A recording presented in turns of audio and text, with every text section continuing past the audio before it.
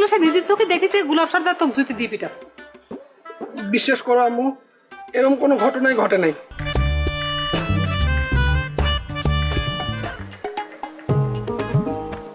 হ্যাঁ সাদা এদিকে শোনে,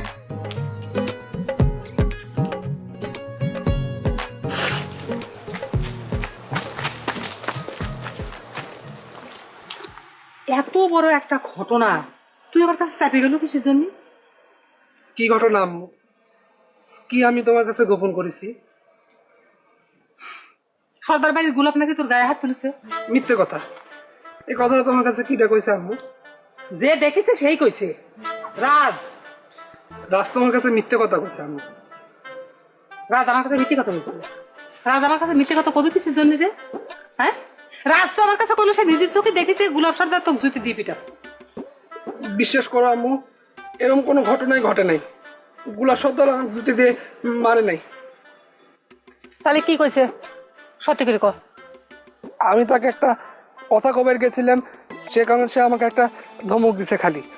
সে কথাটাই রাজ তোমার কাছে আসে লং সং বানায় মেলা কথা কইছে। কি কথা কবে গেছিল তুই যে তোকে ধমক দিছে সে? বললাম না, আমি তাকে একটা কথা কওয়ার জন্য গোলাপ মামা কয়ে ডাক দিছি, সে কারণে সে আমাকে ধমক মারিছে। তুই তাক মামা কব কিসের জন্য? এমনি রাস্তার দেখা হলো, প্রতিবেশী হিসেবে কবে গেছিলাম। আবার তুই এই রবিন হুডের এসে শোনাচ্ছ তুই আমাক? হ্যাঁ, এ কতদিন কইছি এসব প্রতিবেশীর গীত শোনাবো না। তারা আমার কাছে কেউ হয় না, তারা আমার কাছে শত্রুপক্ষ। বিশেষ বাড়ির বিরুদ্ধে তারা এত কিছু করতেছে, তারপরেও তুই যায় তাকে মামা কয়ে ডাক দিছু আর সে তোকে ধমক দেয়। বিশেষ বাড়ির মান সম্মান করে দেখলো রে। এই ঘটনা নিয়ে রাজা আমাকে বিলাকবেল করতেছে আম্মু। সে আমাকে কইছে গোলাপ সর্দারের রাস্তায় যেখানে দেখবো তাক বলে ধরে আমার মারা লাগবি, আর সে দিন সে ভিডিও করবি।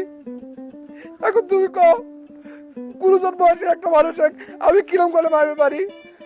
সে আমাকে নানা ধরনের হুমকি দামকি দিয়ে চলেছে। হয়েছে, তুমি আর কাঁদবে না। তোমাকে কইছি না তুমি আমার সামনে আর কোনদিন কাঁদবে না। আমি রাজাক বুঝে কমনে, কিন্তু তোমাকেও সাবধান করে দিয়েছি শাহজাদা। তুমি ভুলেও কইলা আর ওই সর্দার বাড়ির কাকু মামা খালা কিছু করবে না। তারা আমাকে কেউ হয় না, তারা আমাকে শত্রুপক্ষ। বুঝছো?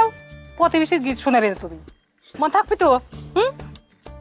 বাপের মতো বুদ্ধিজীবী হয় না কল, তালি করে খবর আছে। চলো। গাছের পাতাটা লাগাচ্ছিলাম। না লাগা লাগবে তোমার, খালি আধারে বাধারে থাকো তুমি।